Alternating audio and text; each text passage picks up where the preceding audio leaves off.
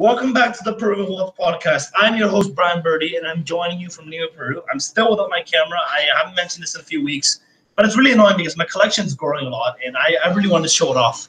So my house is literally becoming a museum. Like, I'm going to have to pay entry from now on to anyone.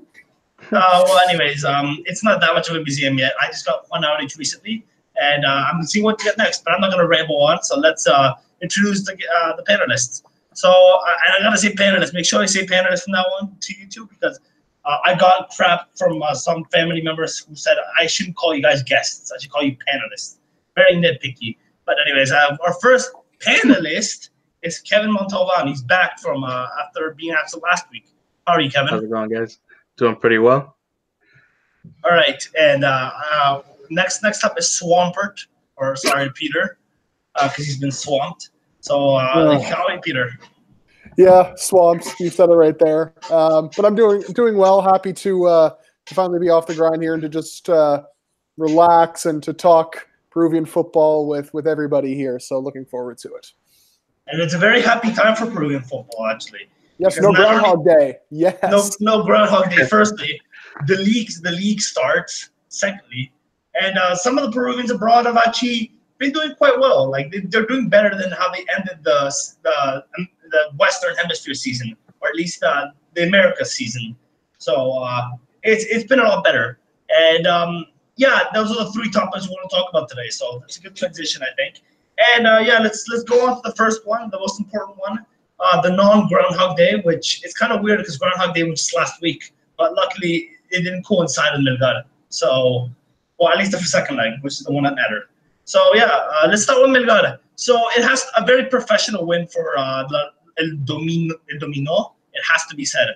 I wouldn't say they were comfortably better side, but they were definitely the one that whenever they went forward, it looked like they were going to convert their chances. Whereas Chile never looked like scoring. They had like 3 chances in the 2 games. Whereas Melgar had more chances I don't know if they had more than 3 chances in the first game. At least not clear cut.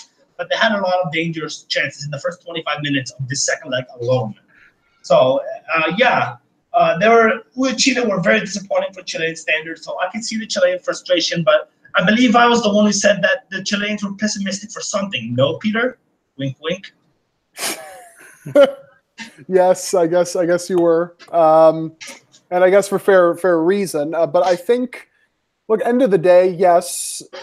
That Chile came with everything they got in the second leg, as I think we all expected. But for the most part, maybe outside of a couple of really good chances, and it must be said, Carlos Castro was actually very solid today, and I guess you could also argue the first leg as well. They did not really threaten too much, which was kind of surprising because I think to anybody who's sort of seen this story before, you might have thought, okay, here comes the onslaught, here comes the rampage. That Chile is going to just break down the walls and find those 1 or 2 goals that they need to advance. But it must be said, Melgar were actually very solid for, I would say, the vast majority of the 90 minutes today. And that is very encouraging. I thought defensively, especially Alexis Arias was a monster. John Narvaez as well, probably the best player for Melgar over the 2 legs, it has to be said. And unsung hero for me, I believe, anyways, and I'm sure Brian would agree with this, but Leonardo Mifli, converted left back, has shown himself very, very well in these 2 games and could maybe turn into a pretty solid option for them. So all in all, I mean, it has to be said, this is a very successful day for Melgar and a good day for Peruvian football too.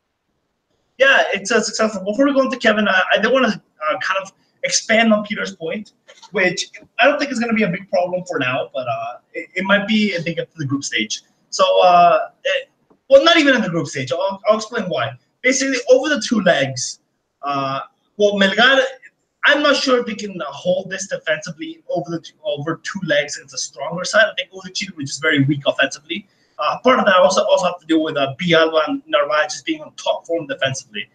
But it has to be said that if they do it with the Brazilian or Argentinian side, I think it could be a little bit tougher for them to hold on to that. So I think that they gotta finish their games more often at home before being able to do that away. So That's definitely a big concern. I don't think it should be too concerning for now because they play Caracas next, and despite how annoyed I am at Caracas for being Huancayo last season, I think that Melgar should be getting through the group stage. I mean, there's really no excuse at this point because Caracas, they're not a bad team. They have a good manager in San Vicente, despite what some people say about his horrendous qualifying campaign in Venezuela. I think that he is a good manager at club level. And he's shown it several times, especially after just knocking out a very good Delfin side. So it's not that they're definitely not a weak team. They're definitely better than Aguaira. I'll say that much. But I don't think that they're no mugs. But I do think Melgar should be the favorites and they should be going through. That's what I think.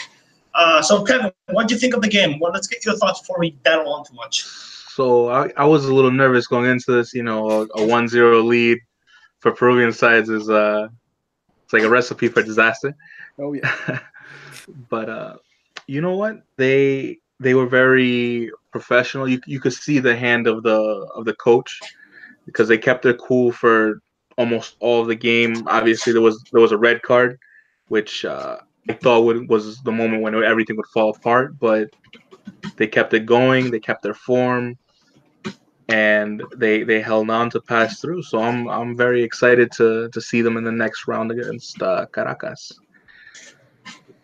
All right, yeah, go ahead. Oh no, I was just gonna say that aside from me fleeing Arias and Narvaez, I want to say Caseda has actually surprised me. I mean, it wasn't a huge highlight reel, but never lost his cool. Was always in the right spot. Mm-hmm. That's probably why it didn't look very very fancy what he did, but he was always there.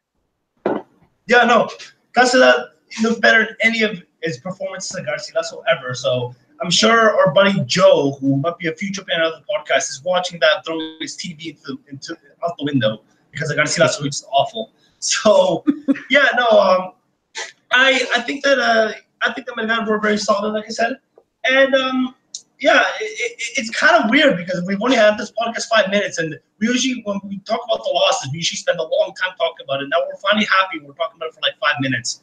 But I'm running out of topics here. But I guess we'll talk about the Caracas game next. I guess we'll talk about analyze some of the errors we saw in Melgar over the past 2 legs. I've already pinpointed to one, which is that I don't think it should be a problem against Caracas, but it might be a problem later on, especially if they lose and go down to Sudamericana and then get a strong team. Then it might be a problem.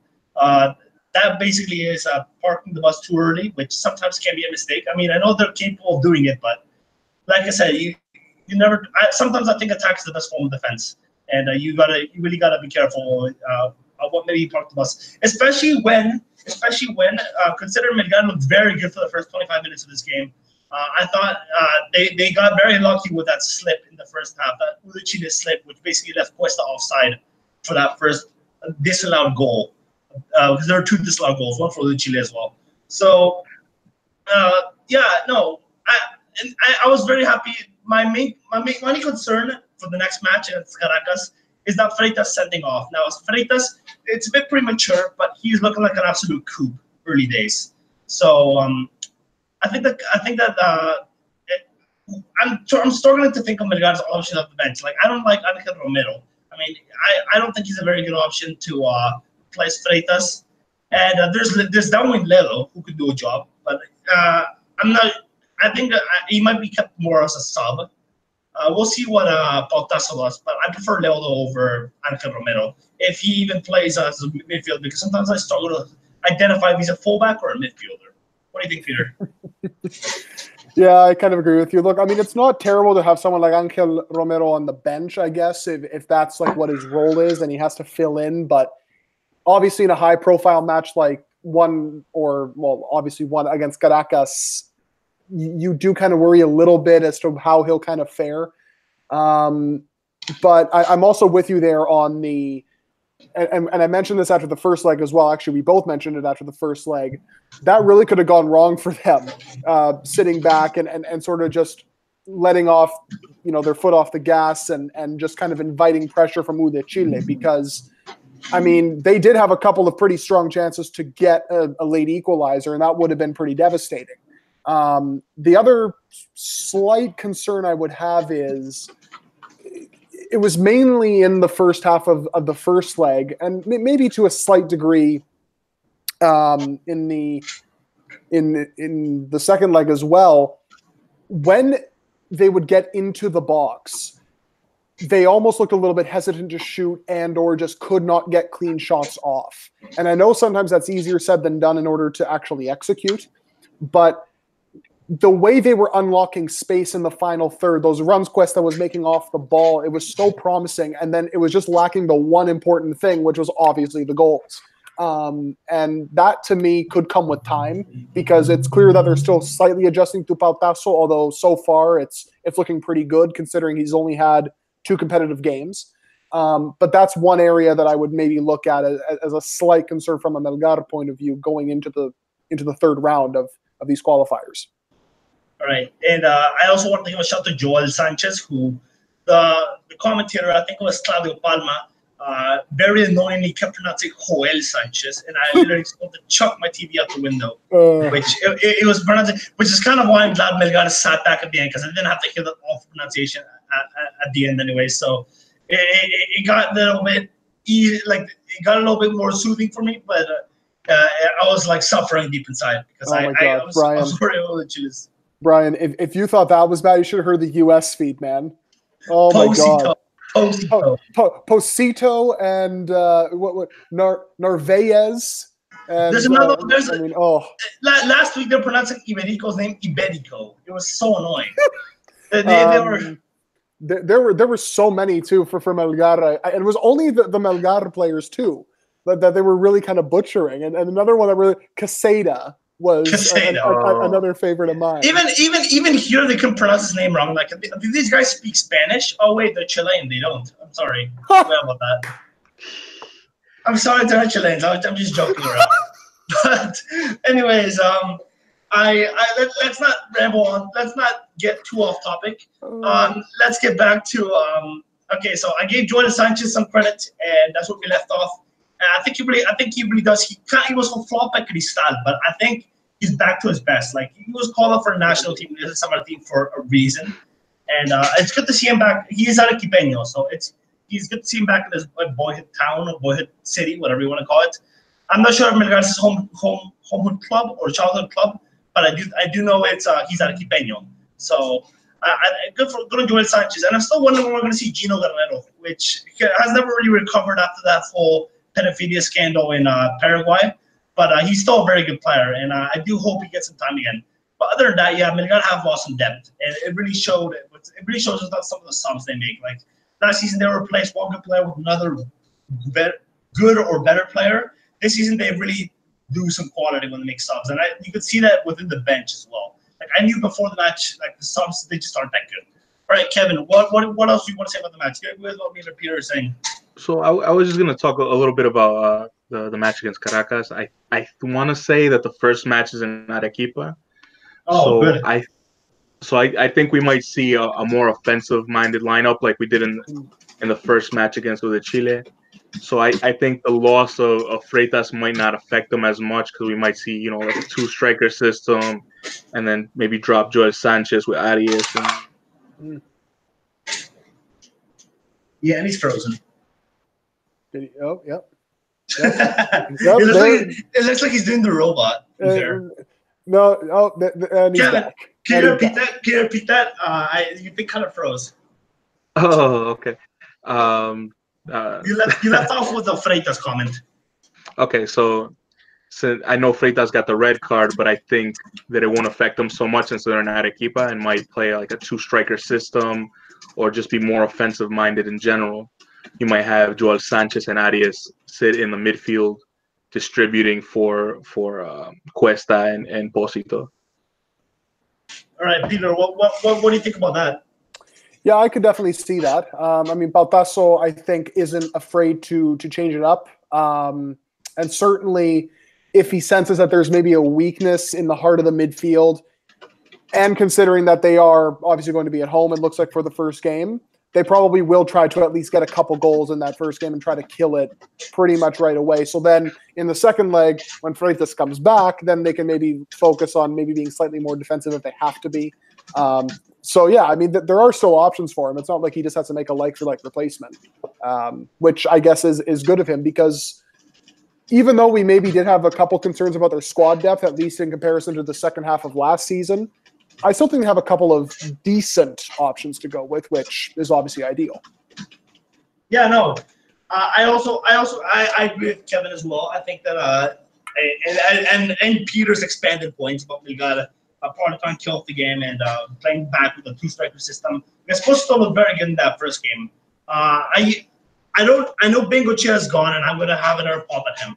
But I think it really showed that like Esposito is a good player, but he can't play alone. He has to play in a 2-striker system. And Bengochea just started put him all the way up by himself, and then just throw direct balls at him, long balls at him to see if he can hold it up. That's the type of player Esposito is. Like he's a player who runs at the fence and tries to make diagonal runs to open up space. But he's not a player. He's not a Guerrero-like player. He's not a player who's going to hold it up for everyone to go through.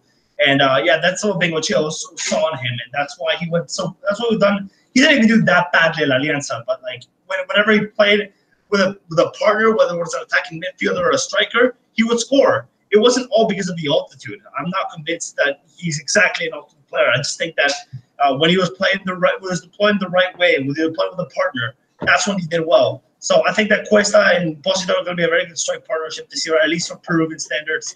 And about Melgar versus Caracas, I haven't really given my proper opinion on the match, but I think that Melgar will go through. And like I said earlier, they should. It really depends on them. I think if they keep the clean sheet in the first match and win it, then I think they're definitely going through. Caracas are not.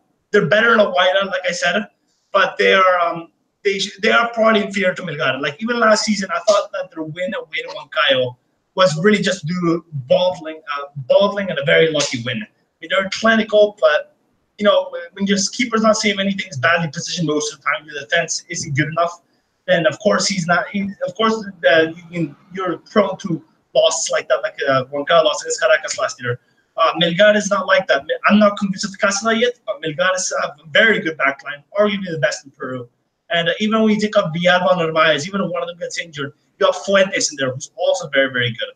So I think that's definitely a plus for Melgar. And is there any other comments you guys want to add before we move on to the league discussion? There was one thing, just to kind of follow up on your point about Caracas and kind of looking ahead to that, which I'm sure we'll probably get more in depth on the next show. But it is, I mean, a very solid point to make that people forget that Huancayo matchup. We were all very high on Huancayo going into that into that 2-legged affair. And for whatever reason, they did not train before the first leg. It was the strangest thing I had ever seen, because you're off for, what is it? I think they were off for a month or so during the World Cup in the league, and yet there was like no training session. I think up until, I want to say, 6 or 7 days before the game, and I think they only had about 2 or 3 sessions in general, which I think is pretty irresponsible. So I think. And not to mention, this Melgar, when you compare him to Huancayo at around that time, what would it be? I guess April or no, I guess July it would have been. So you compare that Huancayo from July to this Melgar as currently constituted, not to mention the fact that I think Bautazo is one of the top 2 coaches in the league, along with Russo. I feel like they won't slip up quite in that way, and I feel like that they do have a pretty decent chance. Yeah, Huancayo really were missing an attacking player. I think them losing Monsalvo was really hurt their chances in the league and the Sudamericana. But yeah, that's other than that, it's kind of hard to compare the 2 situations. Melgar is a lot better than Huancayo was at that time. So one more thing we need to talk about before we go to the preview. Man, I cannot talk today. But one more thing we got to talk about before we go to the preview. And I'm just going to double check because I remember it off the top of my head, but I just want to check that it's the right group. Or I'll do it while you guys talk. So Melgar's group, I don't want to speculate too much, but should Melgar beat Caracas, they're going to go in a group with Palmeiras, Junior, and San Lorenzo. And I don't think Melgar has any history with Palmeiras or San Lorenzo, but they do have a history with Junior. A few years ago, Reynoso was still in charge. They lost 5-0 in Barranquilla, which was the first leg of the Copa Sudamericana, and the second leg they won 4-0. So they do have a history with Junior de Barranquilla, and yeah, they have a pretty interesting history too, because like I said, they lost 5-0 in the first leg, but in Arequipa they won 4-0, which could have been the comeback of the year or the decade, let alone the year, and it wasn't to be. But like, this is a much stronger Melgar now. It's a much stronger Junior as well. They just reached the final of Sudamericana, but it's an interesting one. I think that Melgar is going to do a lot better in the group should they get through this year. 4 or 5 points like I'm expecting of Alianza, which is kind of bold, but I'm expecting more of Alianza and Melgar than I'm of Cristal, which we'll talk about a little bit later. But I think that Melgar have a tough group, not as tough as Alianza's though, and I think that they could get a few points. I think they do better in the last few years the way they were in the groups. So should they go through, what do you guys think of Melgar's group? I'll let Kevin go first. I'm gonna be honest. That's a tough group. That's pretty similar to Alianza's last year. I think Palmeiras, Junior, and I mean it was Boca instead of San Lorenzo. But it's just a complicated group. I could see shooting for a Sudamericana spot. Maybe try to play spoiler in that group. But I don't think they'll make it to the next round. If I'm honest. Yeah, I don't think they'll make it to the next round either. But I think they can at least get some fight in there, something they lacked in the first 2 years of the group stage. Well, no, okay, the second year they did fight a little bit, but they were always let down by a few weaknesses, like Loyola, for example, and just some really boggling mentality. Like not just Loyola, sorry, Penny. That's another weakness they had that year. I mean, Penny improved a lot since then, but that year I remember particularly in the away match at River Plate, they conceded 3 really sloppy goals, especially when they were leading 1-0 and then were drawn 2-2. And Penny would just keep conceding sloppy goal after sloppy goal. So they did have a few weaknesses that year. This year, I see less weaknesses, although there's one that could be a weakness. I think Casada is still, I still don't confide in him totally. I mean, he can have his very good games. I think that's not a doubt. But I got to give him a few more matches to see if he's turned a new leaf or if he's going to be the same old Casada from always. Peter, what do you think of this group? Well, I mean, I don't think we can really say that we're going to differ on this point because it is a very difficult group, probably the toughest group that either of the qualifiers could get on paper. But perspective is also needed. If Melgar get into the group stage, I think that is like a massive check in the positives column for Papasto in his first season, because not only does he get Melgar from the second round to the third round in qualifying for the Libertadores, if he gets him into the group stage, having gotten through 2 rounds previously, when many Peruvian clubs have stumbled over the last few years in the qualifiers, I feel like that has to be a massive, massive positive, and fans of Melgar will be very pleased with that, I think, getting into the group stage. And Pautaso will certainly be happy with that. And if they can obviously compete for the title all season long, that is a fantastic debut campaign for him, as well as a great season in general for the club. No, absolutely. I agree with everything. I personally think Melgar is going to fight the title. I think they're the only ones who have a chance of stopping Alianza Lima. Of course, they're going to be a totally different winner. I think Lau is also going to do quite well. But I think the only one who actually has a chance to stop them in the title is Melgar. That's the only team I think I can see doing it. And if they get a lot of injuries, then forget it, because But I don't think they have a lot of great depth. Like I said, their signings have been great, but that's very unlikely in the season, anyways. Like, you have to be really unlucky to get a lot of injuries to your first team players. So I think Melgar have. I don't want to say too many star players, but they have like their first 11. Like, if you lose 2 of their best players, you don't really lose much. And it's not because of the backups. It's because they have so many. Like, in defense, they have 3 star players. Fuentes, one who's probably going to be on the bench this season for most of it. He'll rotate, I think, but I think he'll be on the bench for most of it. And Narvaez, who's excellent. Villalba, who is also doing really well. I want to see more of him, but I think he's at a bright start. Then there's Freitas, Arias, Arias I don't think needs introduction for long-time listeners of this pod. Freitas, who has looked like a coup of a signing and also played with Aguilar in the Peñarol 2011 final in the Copa Libertadores. And maybe the only weak position that they could suffer from is forwards, which Cuesta and Pocito both get injured. That's a problem. But like I said, that's a very unlikely situation. I just feel like it needs to be brought up to kind of speak for the lack of depth. So, I'm happy Melgar went through. Props to you, Melgar. You made the groundhog go back in this hole, and it doesn't need to come out again. At least not until 2 weeks later to see if Melgar bottle this one. Which, to be honest, I don't think they will. I have faith in Melgar that they'll get to the group stage. So good on you. Anyways, let's go to the league now. Now, I just wanted to mention, we're going to talk about the first match day. We're going to preview it. But I just wanted to mention that this is going to just be a filler topic because we need to get this pod out to talk about Peruvians abroad and the Libertadores, but there's really not much other topics. So don't expect consistent match day previews. We just don't have time for that. But right now, we're doing it because it's the best filler topic we can have. Because, like I said, we kind of talked about this last week, but we're going to talk about the actual match day fixtures instead of just the league. So yeah, don't expect this consistently. We're just gonna do it like this time, and maybe another time if we don't have time. If we need to fill some time. Anyways, the first fixture of the league is one that it's particularly the fixture I'm most excited about. Alianza Lima versus Sport Boys. This is the fixture I'm most excited about this weekend. And Alianza Lima is the team I'm most looking forward to seeing. I'm looking forward to seeing how Bruce is going to do it. I don't think Sport Boys is going to be a big test, although it appears they are getting a new player. I don't think they'll play this Friday, but apparently Cristian Ortiz, who was at Red Garcilaso, is going to to Alianza.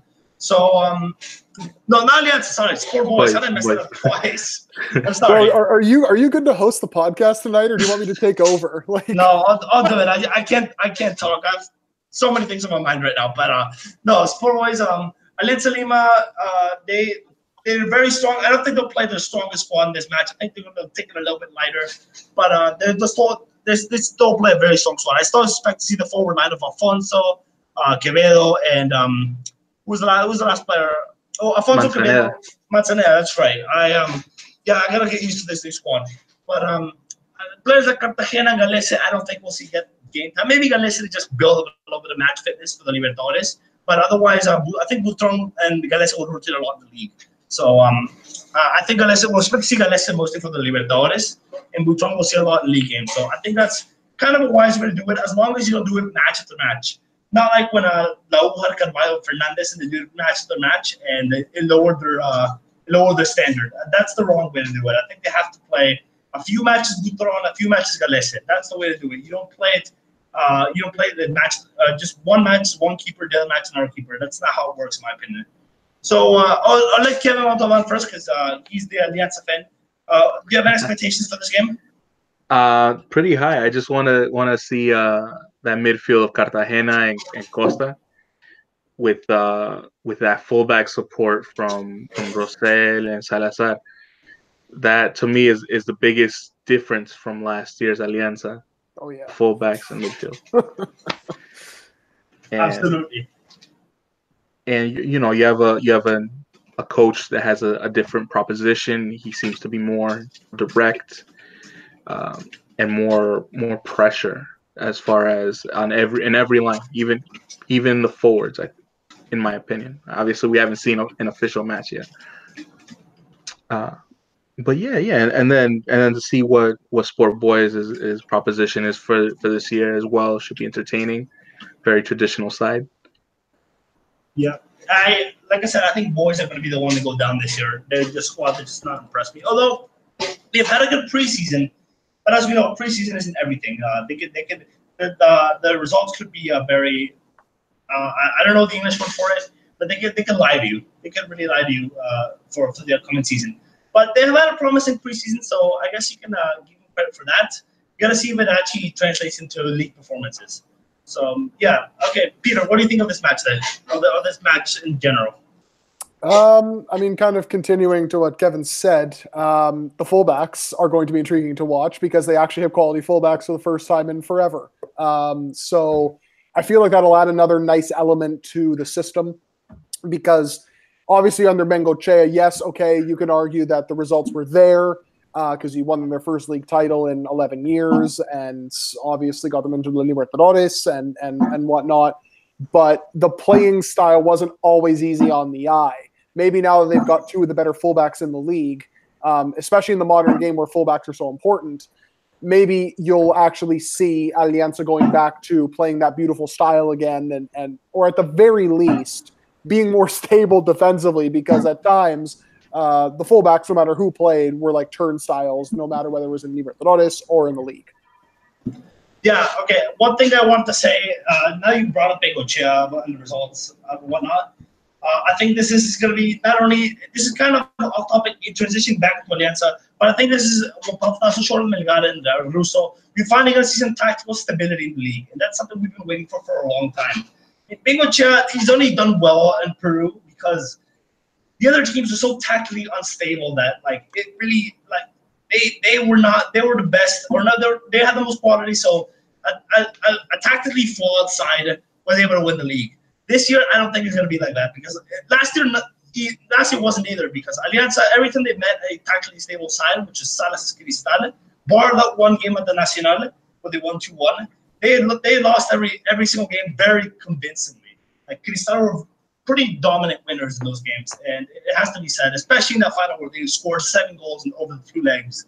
So, yeah, I think Bengochea has really fooled some Alianza fans into thinking that they had a good side. I think Russo's gonna quickly brush off that myth, and because his side is gonna be so much better this year. I can honestly see it, and I'll be very disappointed if they don't. Because I'm mostly saying this because of the Libertadores, because I want to see them win the Libertadores.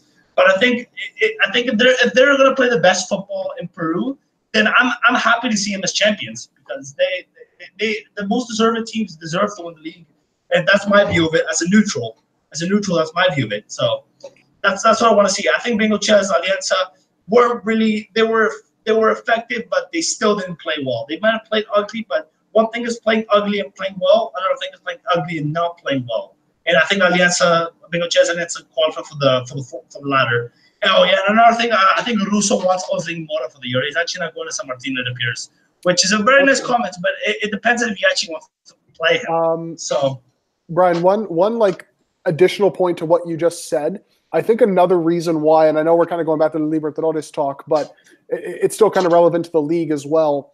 I feel like another major obstacle for Peruvian teams in continental competitions in general has been the lack of quality coaches in comparison to other leagues. And I think now that you've got someone like Russo and Baltazo playing in the Libertadores and taking teams with, I mean, it has to be said, stable squads and very good squads into the Libertadores, you're going to see the results. And we've already kind of seen that with Melgar. I'm sure with Alianza, they're actually going to do pretty decently well in the group stage. You could see them picking up, maybe 5-6 points possibly at minimum. At least that's the hope. The Peruvian clubs at the end of the day, the groundhog can still appear. Who knows? But at least the coaching quality is there now, and that's something that's been sorely lacking in Peruvian club football for quite a long time, has to be said.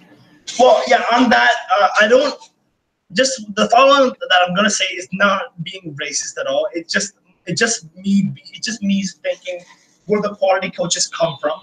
And I think that I said this to my dad earlier, but I think the smaller Peruvian clubs like, or maybe the developing clubs like Cantolao and San Martin, to really stick with Peruvian coaches that they can impress there and then maybe get a jump to a better Peruvian club.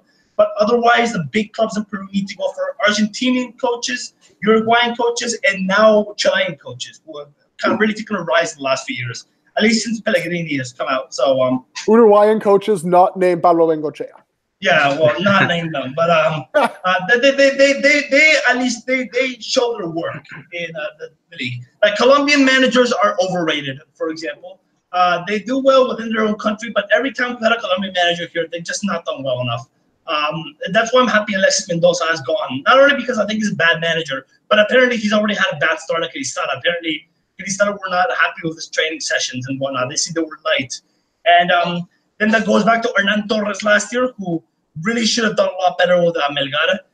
Luis Fernando Suarez at the U, who also had a really light training sessions. Like the last one I can remember that did well, and this is just my memory speaking. I haven't done any research into this. Was a Pinto who was here a long time ago.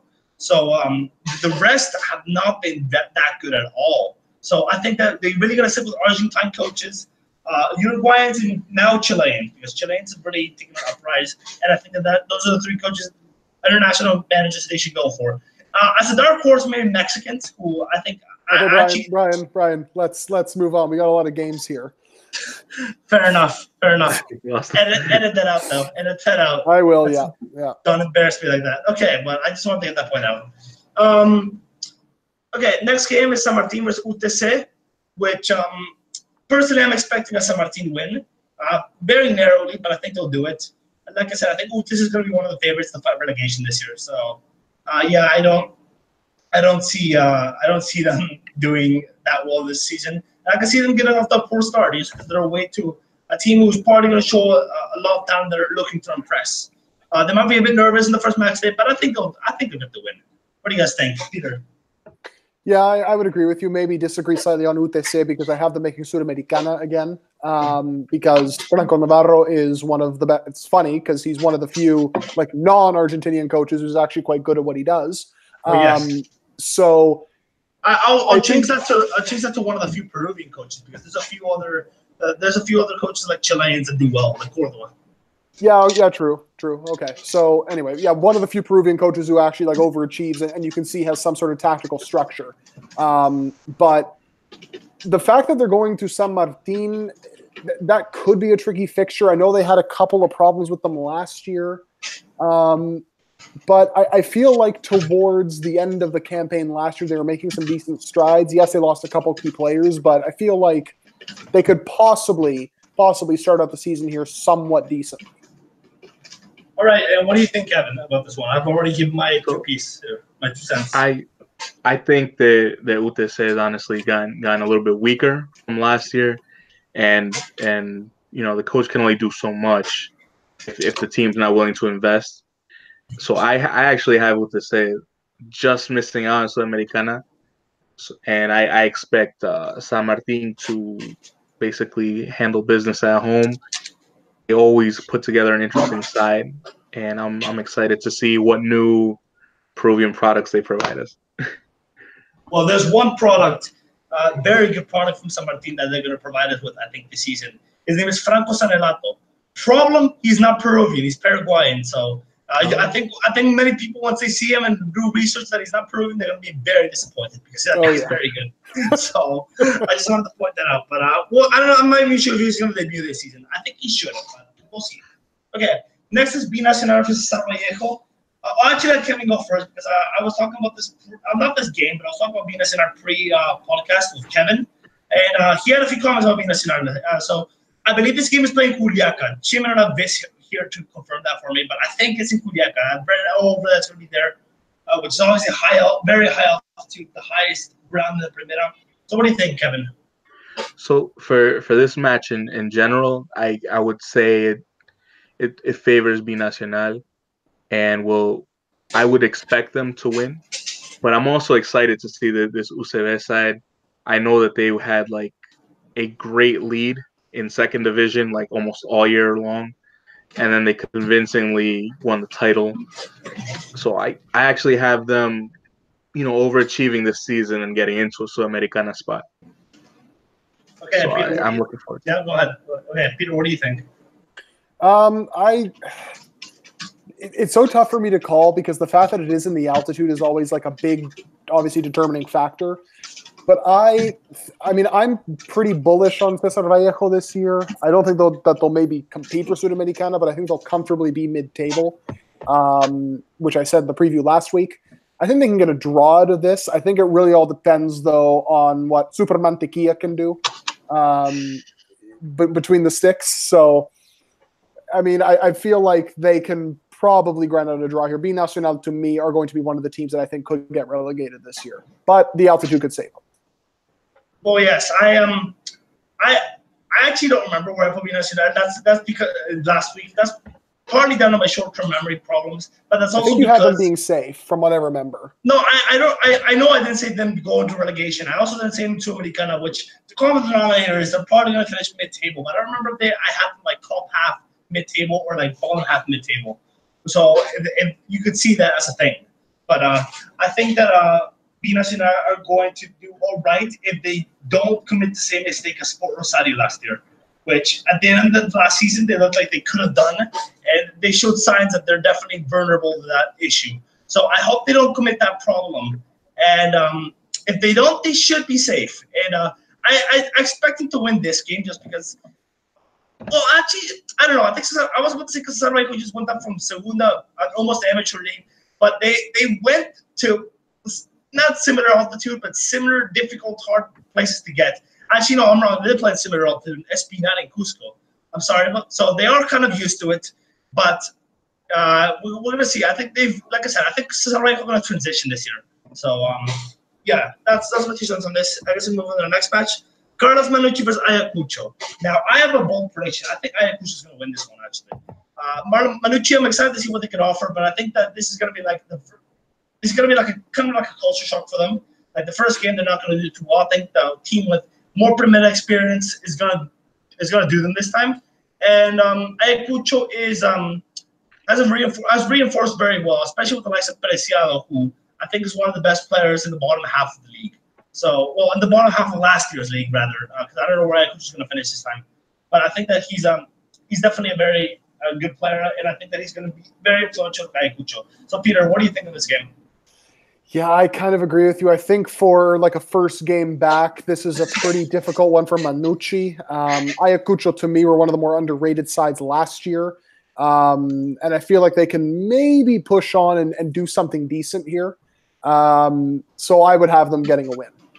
What do you think, Kevin? So this is Manucci's first time back in several years. I expect a full stadium. It's a very big traditional side for Trujillo, and I'm gonna say a draw. I'm gonna say a draw for this match. All right. So I guess it's a quick one. We can move on to the next match. The next match is probably the first. Well, not the first one, but no, I will say the first like non-very one-sided, the most unpredictable clash of the first round, or the first unpredictable clash, because the rest, like, you can kind of see where it's gonna go. Maybe other than Manucci and Ayacucho, which is not a clash that's gonna really get the whole country to host family meetings to watch, like the Super Bowl or anything. So I think this is the first match that might get some fans like to turn their heads up and get to see this one, because this is a very interesting one. Huancayo versus Cristal. I don't know if I said that already. I'm sorry. I'm so from memory problems. Got the issue. You can call me Dory. So Peter, I'll let you go first before I go here. What would you say in this game? Well, first of all, Cristal's first 2 games, which I feel like is like a hammer blow for them. They get Huancayo away, and then they get Alianza at home the next week. So good luck for them in terms of like trying to adjust. But obviously Vivas has come in as their coach. I feel like that's a very good hire. Did really well with them in 2013. Probably not a lot of time on the training ground to maybe implement his ideas. I imagine Huancayo wins for that reason, but I feel like Cristal will give them a very strong challenge. I just think they'll come up a little bit short for the reason that they just haven't had enough time on the training ground with Vivas to sort of adjust, whereas Huancayo's obviously had the entire pretty much preseason with Grioni. So we shall see. I said this last week, but I think that Huancayo are missing one more attacking player to really make a challenge this season for Libertadores spots. But I think with Grioni, with the good manager he is, I think he's getting a little classed as of late in the league, because the league has been getting much better managers. But I still think he's in the top 5. So I think that he's going to do a good job this season. It's a matter of if they're going to do as well as the Torneo Verano, if he's going to improve upon that, or the signings. And this is just that one missing piece that I keep saying there should be.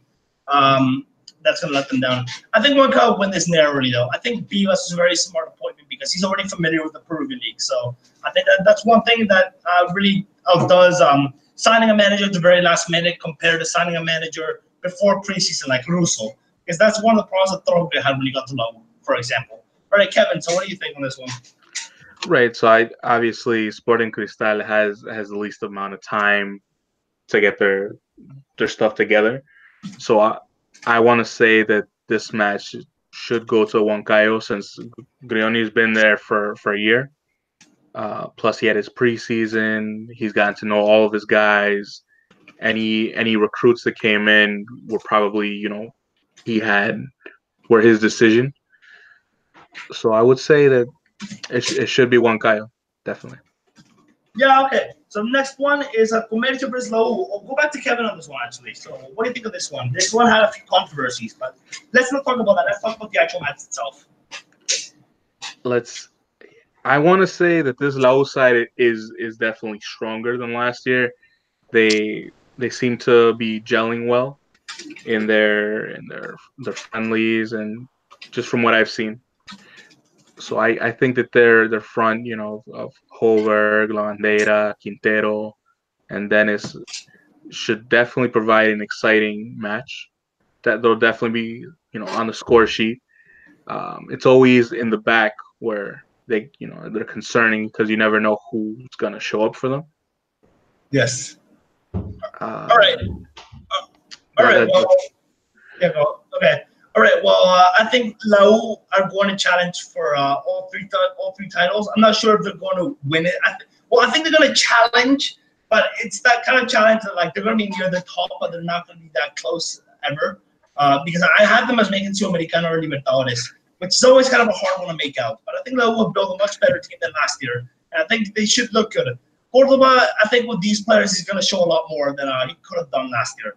Some people criticize Kevin Dennis for not scoring open play goals, but I think in the link-up, he's been very, very good. And the passion he shows out is immense. So I think that sort of influence really does help the team, even if he's not necessarily a goal scorer these days. What do you think, Peter? I agree. And I also agree with Kevin in terms of, the defense.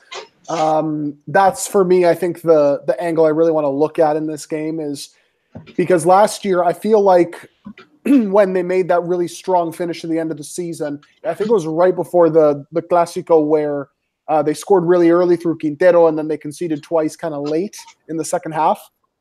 Before that, the defense was really overachieving and they really should have actually performed a lot worse than they actually did. Now, they did make some reinforcements. They did bolster the midfield, which I think was also a bit of an issue and maybe led to those defensive problems. I think initially that's going to be a problem for La U, at least to start the season. But I will be monitoring them closely in terms of how that defense sort of interacts with each other. All right. Well, we have 30 more matches. That's the problem with having 18 teams. Like, it makes the podcast a lot longer than it should be. Just kidding. Okay. Melgar versus Municipal, which is the opening match last year. And I think Melgar showed a lot, but I think they're going to have a lot more fight than U de Chile did because, I'm not saying the Municipal are better than U de Chile. I just think that these sort of games sometimes, when you're not as the focus, it might be a little tougher, especially with a Municipal that built a very good attacking side, which is something that you might not be able to say for U de Chile because obviously so just as a comparison, you lost Otendo, which really made them kind of panic a little bit, and they had to re-jump the whole team. Lost a bit of creativity. I think Municipal kind of reinforcing that market with the creativity with Bugao and Bulos. I'm not sure if he's going to start in this one. You never know with him, but I think he's a good player for this league. So I think Melgar they might. I think they might have a little bit more of a challenge than U de Chile, which is a bold claim. But I think Municipal are going to give them a game. What do you guys think? I'll let Kevin go first. So I'm interested to see how Bulos, Laurauri, how they do, and I think Melgar will probably field more of an alternate side since they just played Libertadores, and I believe the Caracas game is next week. I'm not 100% on that. It is. So, I believe so. 21st, 19th through the 21st, I want to say. Yeah, so obviously the Libertadores is more important. So I think that they'll rest players for this first match. All right, Peter, what do you think? Yeah, I agree with Kevin. I think for that reason, Municipal will probably at least be able to get a pretty good result, like a draw. Ideally, though, I'll go a bit bolder and say that they win for the reason that I think Baltazo will want to prioritize the Libertadores, at least in this early portion of the campaign. All right. Next match, El Pirata versus Garcilaso. My prediction, Garcilaso went 4-0. We won't be able to see it because it's on TV. Okay, let's move on. No, I'm just kidding. Okay, Peter, you can go. You can go first. Well, I mean, I know that Garcilaso do have a couple of problems. Obviously, the Libertadores failure for them was unfortunate, but I mean, they have to be the favorites here, no, and like pretty significantly. I mean, 4-0. I know Brian might have been a little bit tongue in cheek with that, but I'll say I'll take 3-0 for Garcilaso. All right, Kevin, what do you think? So yeah, for me, I have Pirata as one of my candidates for relegation. So I'm definitely expecting Garcilaso to put in work. I'll put 2-0. It's an opening match. Okay. Well, I was just joking about the 4-0. I don't think it's going to be that bad. I think Peter and Kevin's claim is a little closer to what I actually think. I was kind of just joking because it's not going to be shown on TV. And Pirata, I want them down as soon as possible. They probably are going to be relegated as soon as possible. But yeah, they have already problems with the club. Apparently, they've already not paid their first month. They of course don't have a TV deal because apparently they want people to go to the stadiums. They say the TV's not offering enough, and they're going to get more people going to the stadiums, which is a stupid mistake because no one's going to go see them anyways. And yeah, I feel like I'm just being overly harsh with Pirata, but how can you not be harsh with this team? I mean, they're doing everything wrong. It's your typical Copa Peru side like San Simon that you don't want to see in Primera, but they do make it because they have the money to survive the amateur division. It's just not the Primera. So yeah, disappointed to see them here, like I said, but I think Garcilaso should get the win here, definitely. I don't think it's going to be 4-0, like I said. I think it's going to be like 2-0 or 3-0, or maybe even a 3-1. Maybe with a Tejada goal coming in at some point. But otherwise, yeah, Garcia's are going to get the 3 points here. They'll be disappointed with anything other than that. So, yeah. Okay, the last game is Alianza Universidad versus Cantolao. Also not going to be shown on TV. At least I don't think. I'm not sure if Alianza Universidad got their TV deal sorted yet. But this is also not going to be shown on TV. I think the difference with Alianza Universidad is that they actually have money and that they have more fans than Pirata. Not a whole lot more, but they do have more fans. And they're a more traditional team. But yeah, Alianza Universidad, I actually could see them winning this. Cantolao usually did what, as a comparison, Cantolao played Binacional in the first fixture of last year. They won 2-0 in Arequipa. But I think Alianza Universidad are actually going to win this because I think they have quite a good squad. So, yeah, what do you guys think? What do you think, Kevin? I want to say that this one will be a draw. A draw. Probably a 1-1 affair. That's as far as my guess goes on this one. Okay, Peter, what do you think about this one? I would agree with you in that I think Alianza Universidad can win the game. I do like some of the signings they've made. In fact, when we were previewing them last week, until Viz brought them up, I had kind of forgotten about them a little bit. I'm like, oh yeah, right. They've actually had a really impressive offseason in terms of signing players, and they seem to be very well run. Cantolao, though, yes, they are a pretty strong opponent for them. I think that's a pretty good test, though. And I feel like that'll be a match. I still think Alianza Universidad can win the game. But I feel like facing Cantolao, we'll actually see where the bar is for Alianza in terms of, okay, are they kind of like a strong mid-table side that can push into the top half? Or are they more on the lower end that kind of save themselves from relegation but finish like in that 13-14 range? All right, well, we're done with the matches. We have 10 minutes left, so let's see how fast we get the Peruvian abroad section out of the way. Let's see how fast we can get our discussions out and get our points out at the same time, which I think we can do. We've managed to do it before, but let's not waste any more time. So first off, we have to talk about Alejandro Duarte, who he's not been playing in the Liga MX yet, and I say yet because I think he could get a chance soon. Lobos have conceded 4 goals, and I guess we're going to go Beto Silva as well really quickly. They conceded 4 goals the other day against Monterrey. I heard good things about Beto Silva in that match when he came on. And Duarte actually got the team of the week for the Copa MX. So he's clearly doing well. I've seen some of his footage. I think he looks like he's doing well, which is definitely good to see. Peter, well, you're the Peruvian abroad sector, so you're going to go first always in this one. What do you think about this? Yeah, and it's funny because obviously when he first moved there, I think we were all kind of high on that because we figured that he was too good for Peru and he deserved the leap up in quality. But obviously, he had a couple goalkeepers to usurp. He was actually the number 3 at times for what was, I believe, the Apertura in 2018. Now he's been given chances in the Cup, and he's actually done well for himself. Like, not only just the saves, but he's looked confident. He's claiming crosses very well. None of the goals he's conceding are anything to do with his, technique or anything like that. And that's a positive. I know he is, 24 years old, I want to say, which, if he was a forward or a midfielder, that would be maybe like, okay, can he still develop and hit his potential? But as a goalkeeper, you don't really hit your peak until you're about 29 to 32. And maybe even older. So I feel like if he keeps getting these chances, he'll eventually earn an opportunity in the league. And then maybe from there, he can win himself either the starting job at Lobos or potentially elsewhere. Now, here's a question for the listeners.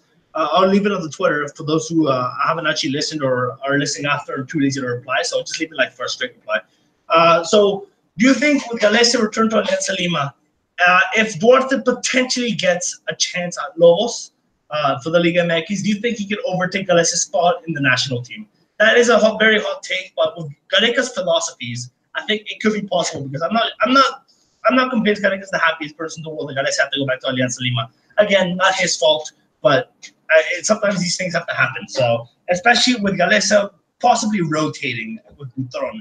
So I think that's a question. We're not going to answer it here in the pod. We're going to leave that to you guys because we don't have much time to talk about it, and let's talk about the other players. So yeah, Kevin, what do you get your quick thoughts on these two? What do you think of? What do you think of their progress in Mexico? So I think that it's been positive. Duarte got, I believe, team of the week back to back for Copa MX. I saw some of the match. He was definitely interesting. He kept that a clean sheet in the last match, and I don't remember the score off the top of my head for the one before, but he's been solid. Ironically, he has more official matches this year than our other keepers since the league hasn't started yet. All right. Well, the next player we want to talk about is a player we've gone on about the last 2 weeks, and he's become one of my favorite Peruvians to watch.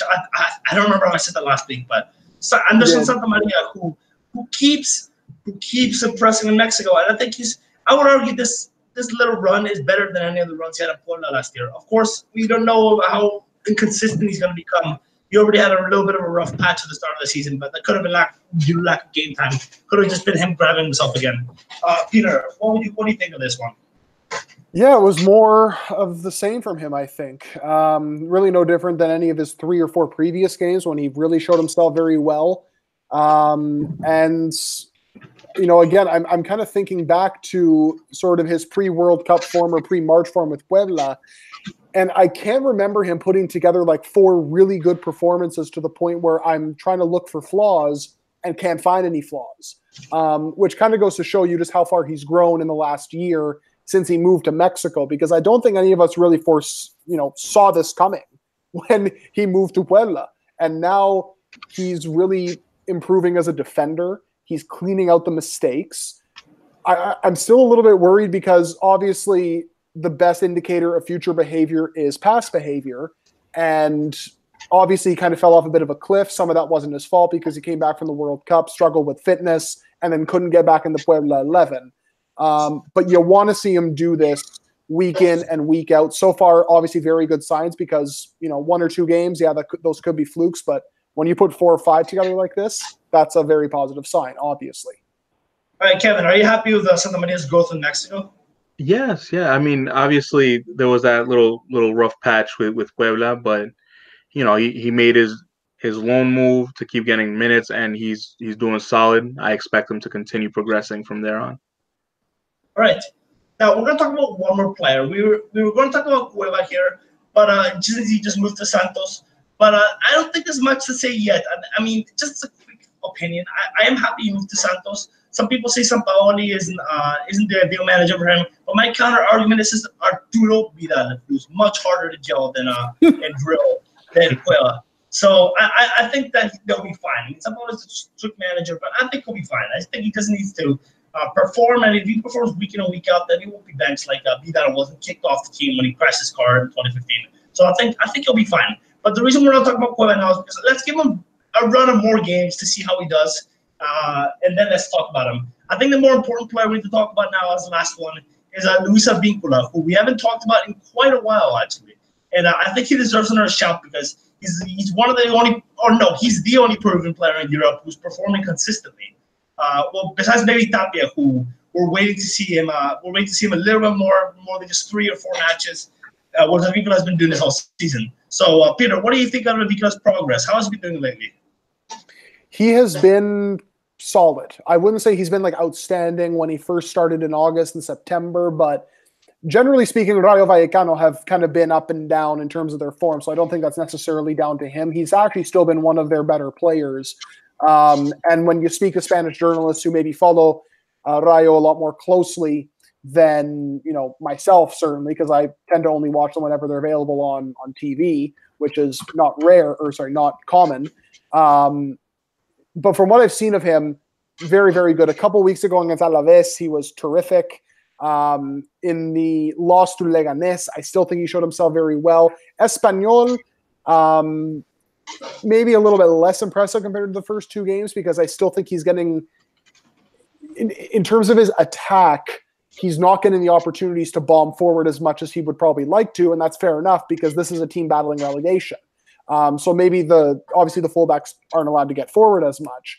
But defensively, which I think was a really big issue for him in the November friendlies, I think the fact that he is improving defensively over these past couple of months is a great sign because obviously when you saw him at the World Cup, he was unstoppable on both sides of the ball. You saw him in November when the national team went back to Peru, and he looked like a shell of his former self. So it's good to see that over the last few weeks, he has started to correct himself on both sides of the pitch. All right, and Kevin, let's get the last thoughts of the match of the podcast. Kevin, what would you say about this? So I've mostly seen him off highlights. So obviously those take that with a grain of salt. But he is definitely competing in one of the most competitive leagues in the world, and he's doing it consistently, week in, week out. So that can only be good for the selección and for him. And I'm happy that he's still going strong there with Rayo Vallecano. All right, so that's gonna end the podcast for today. If we only started at 11, we could have ended it with "Happy Birthday, Brian" instead of we're just signing off.